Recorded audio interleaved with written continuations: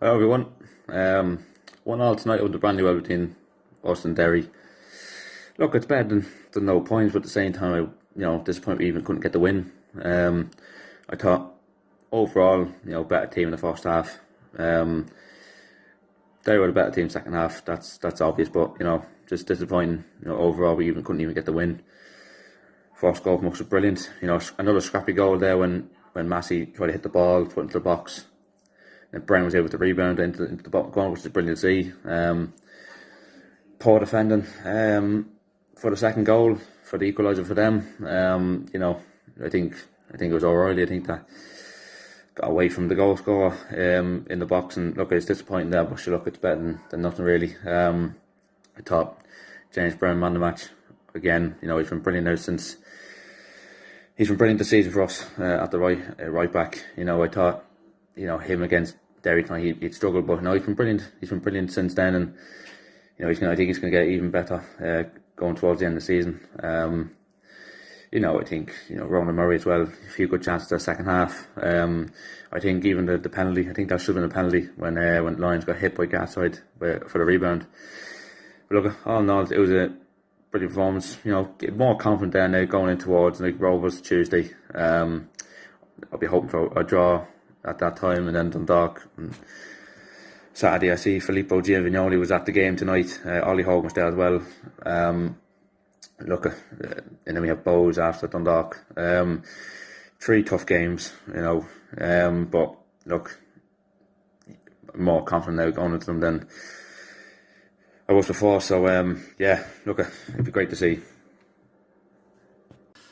How's it going, Keith? Irish Footy Vlogs. Paul here, Bowes fan, of course.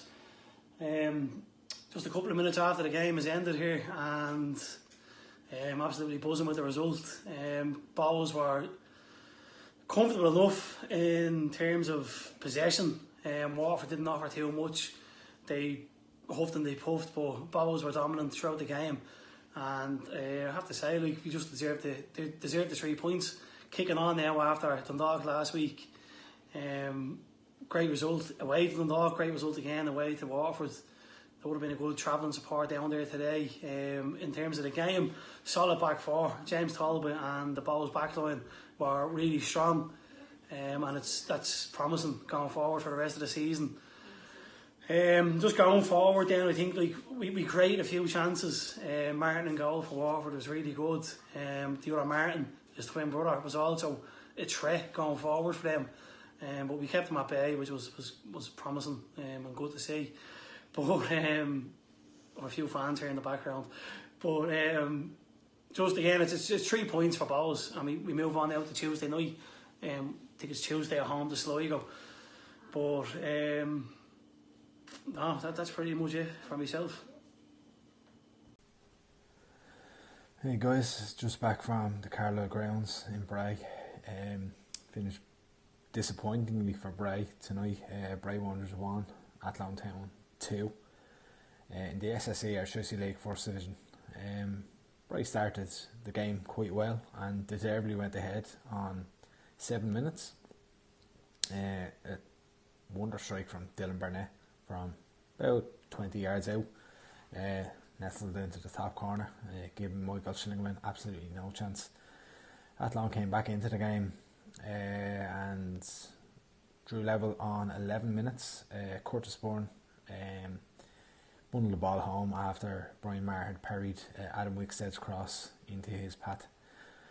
Athlone took the lead again after 14 minutes. Curtis Bourne with his second goal of the game. Adam Wickstead nestled a pass into his path, and Bourne struck from about 18 yards, beating Brian Maher in the right hand side of his goal. I'll be honest, I felt the game, probably a draw would have been a fair result for both sides. Bray were much better side in the second half and created a number of opportunities, particularly one from Luka Lovic, where he blazed over from approximately 6 yards out, should have scored. Ryan Graydon was then red carded after a bit of a melee involving the 22 players in the park. I didn't see the incident, but apparently Ryan headbutted Shane Barnes of Athlone. Now, it was queried whether Barnes actually headbutted Graydon as well at the same time, and apparently both players were due to be sent off. This is what I'm hearing from a Bray player who was told by the linesman that both players were gone. But in the end, it was just Ryan Graydon who was sent off, and that kind of ended Bray's hopes of any comeback, really, because he was probably Bray's better player in the night, going at Athlone quite a lot.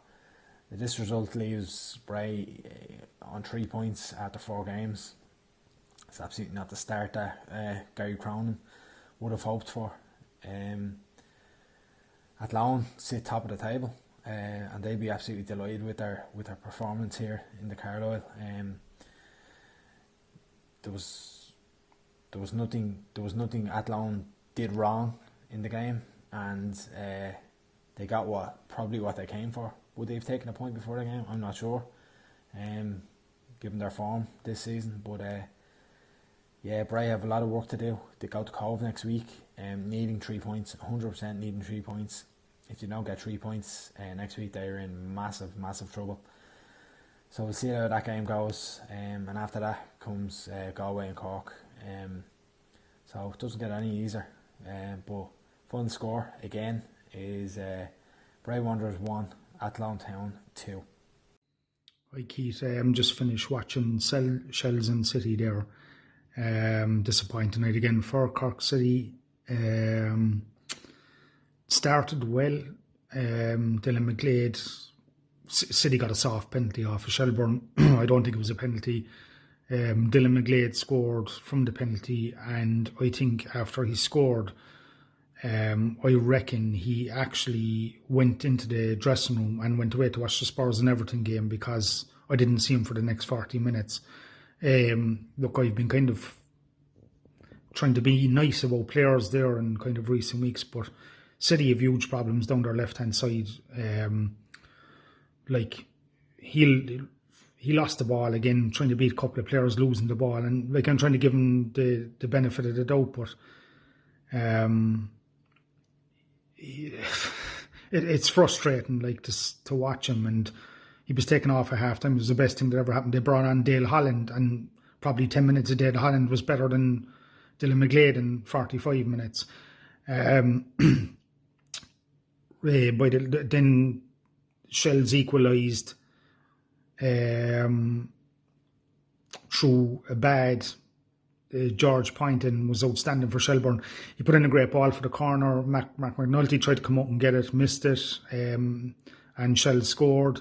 Then there was a sending off, which basically changed the game. Jack Walsh, who's been outstanding for City the last couple of weeks, I think he went up for a challenge with one of the Shells players, and of course, there was a tussle and the Shells player got beheaded. So basically, his head fell off, and the ref then obviously showed a straight red, but the Shells player got up about 30 seconds later, which means he was okay. Then City gave away an awful goal, the second goal run. Hurley, who's been poor again the last couple of weeks. I'm just going to name names. He's been poor. The ball came across the box and he left the ball go past him. He's been sloppy the last couple of weeks. City's biggest problems are down their left-hand side because they're conceding a lot of goals. And Shelbourne wrapped up the game then with a penalty with a couple of minutes to go. Shells could have won it by more, to be honest. JJ Lunny and George Poynton were standing for Shells in midfield, very composed on the ball. City poor. Jack Walsh was done well and he got sent off. Alec Byrne had a good game in midfield. Garrod Morrissey tried to do what he does best, tried to hold on to the ball and play the ball up, but it's tough. It's a tough watch at the moment watching City, and hopefully as well David Harrington gets a run and goal for City next week, because he deserves it.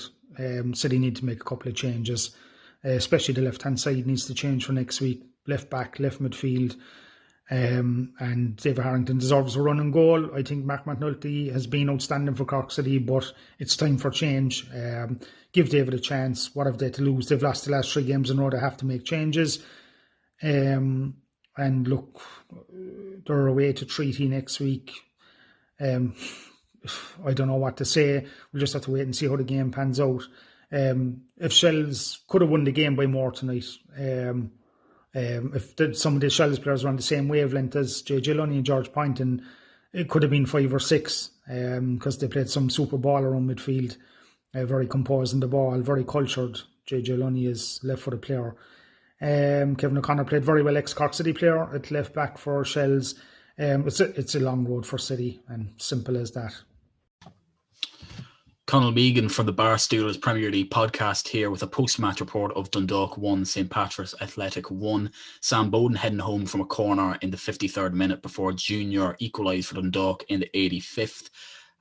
As a Dundalk fan, the performance got better in the second half, was, well, probably in the last half hour or so, particularly in the last 10-15 minutes, even though it was largely a indifferent performance once again. I'm not sure how he didn't end up winning the game, because 10-15 minutes we had several chances. Paddy Barrett with a fantastic block off the line, possibly could have had a penalty, a couple of good saves by Yaros, but ultimately I think those chances were not so much based off our players' quality or the quality of instructions from the management team, but probably because of just a little bit of passion, because it seems as though Filippo Giovagnoli has told the players that he will be resigning after this game, so probably about now, just after I'm recording. So if reports are to be believed, they're very strong reports. We're only 5 games into the season, but obviously 5 games without a win is not good enough. I don't believe Filippo should have been given the job in the first place based off last season's league performances, but it's only 5 games, and I think he should have been given more time. It seems as though he's resigned, so technically he is being given that time, but the whole circumstances and the whole storm around the club at the minute is not conducive to any manager really doing well, and so he feels that he's forced to resign after Shane Keegan resigned yesterday. So only 5 games into a season, and we could still get a manager in. I don't know if it's going to be a caretaker or a more permanent manager. Probably a more permanent manager, given we're only 5 games in. But we could still get a manager in who could really turn this around. We're only 5 games into the season. We could still end up competing for a league title, because the quality of players is there. We've got a big squad. Just literally today brought in Wilfred Zahibo. He didn't get any minutes, which I'm a bit disappointed by. I understand he's only in the country, but he looks like a player of real quality if you look at his CV. And it's the midfield again today that was disappointing. Chris Shields is doing as much as he can, but Sam Stanton beside him. Again, I'm gonna try to delay my judgment on him and give him as many chances as I possibly can, but I don't think he's it. He looks very lightweight, and from what I perceived him to be coming into the club, it was very similar to Jordan Flores with that technical ability, that left foot. That doesn't seem to be there. I don't know. Teams have been pressing us like nothing else this season, and we've really struggled to deal with it. I thought Pats played largely well, probably panicked a little bit to the end, as the more experienced sort of the Dundalk team looked to put them to the sword, and very nearly did get a 3 points really out of nowhere. I thought Chris Shields was decent for Dundalk. I thought most of the players were good towards the end of the game. David McMillan, I thought he made a real difference with his movement coming on. I actually thought Alessio Obibi played quite well. Ultimately, no clean sheet for him again. And hopefully the club will appoint someone who can turn the club around, because it's not too good at the moment. Hi guys, 1-1 draw for Pats up in Oriel Park. I'm a bit disappointed because I think going on form we were better than Dundalk coming into the game, and I thought for the first half and the vast majority of the start of the second half we were still on top, passed the ball around very nicely and created the majority of the chances. We went ahead. I just thought we took our foot off the pedal a bit, which is highly unlike us. We usually go for it again, we keep going. So I think that Dundalk had a lot more of the ball towards the last 25 minutes. And then eventually they got the goal in the 85th minute, which is disappointing because it was probably the first time we hadn't defended well all night. The back four had been brilliant. And then I think Dundalk kind of thought they'd go on and win it. And Paddy Barda with 2 brilliant blocks off the line, and it's just so in that sense we kind of happy to get a draw, but at the same time we probably should have been another goal or so up. I think Billy King nearly scored a cracker there on the volley. Keeper tipped it over the bar. If that goes in, it's a different game. But I'm happy. Usually you take a draw in Oriel Park, so you'd be happy in that sense. But I am happy that the performance was good still. We still have the high press going. We're still not showing any team's respect, and we're still the midfield trio is working excellently between Benson, Forrester and Lennon. Now our next game is against Waterford, and I do think we'll win that. One thing you think about is Waterford tend to be a strange team for Pats. No matter how bad their form is, they still kind of tend to give us the game and beat us. But I just think this season, I think we'll do well against them. As in terms of Dundalk, I don't think they're a fraction of the team they have previously been over the past couple of years, despite the fact that they still have players like Pat Hooban, Chris Shields, Patrick McElhenney, Michael Duffy, Andy Boyle, Dan Cleary, etc. So it's not like they've lost that many. There's obviously a lot of problems going on behind the scenes there in the dressing room and all, but I'm happy. I still am happy with Pats. We're still unbeaten at the end of the day, and I've never, in the previous games, I haven't been disappointed once. We gave 100%.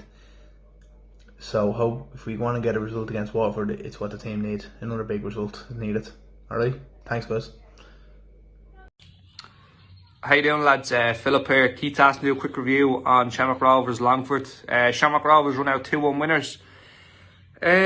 Let's be honest, it wasn't the best game you'll ever see by far. I think it'll probably be one of the worst games you'll see this season, but saying that, I enjoyed it. I didn't enjoy the performance from Rovers. I thought it was kind of lacklustre, if you want to put it that way. Just the final third, we just weren't good enough. Obviously we get the 3 points, but we weren't at it tonight, let's be honest. Longford got 1-0 up, and personally soft penalty from my opinion, but you've seen them given, so no complaints in that department. Yeah, it sends Manus the wrong way and we're behind, but you think we're still going to do alright. But it was quite evident throughout the game that Longford were here for a good contest and they weren't going to fold. Yeah, then Pico obviously gets pulled down in the box and Rovers get their penalty. There wasn't too much happening before that. In my opinion, Rovers had the ball, but again the penetration just wasn't there. Borky steps up and scores, and you think maybe we'll go and get 2 and 3 now, but again, as I said, Longford just weren't having any of it, and I thought they played quite well tonight when they did have the ball. Look, changed at half time as well. Gaffney came on, I thought he'd done well, and Watts came on later on in the game, and I thought he'd done quite well as well. Yeah, a couple of chances we kind of pushed on, and it probably looked for the majority that it wasn't going to come, and I thought maybe Longford probably deserved the point tonight with the performance they put in, but as champions do, you keep fighting till the very last kick of the game, and Sean Gannon steps up and gets himself a goal in the last kick practically. So yeah, look, obviously delighted from a Rovers point of view as a fan, but I think that performance kind of wasn't the best, and I think there needs to be a big step up now. Come Tuesday, we'll draw it away. Another big challenge, but another game we'll be expecting to win. That's it, that's what comes with our title now. We expect to win every game. But yeah, no, that was my opinion on the game. I thought we were overall just about, we deserved to win, but yeah, that's my opinion. Thanks very much.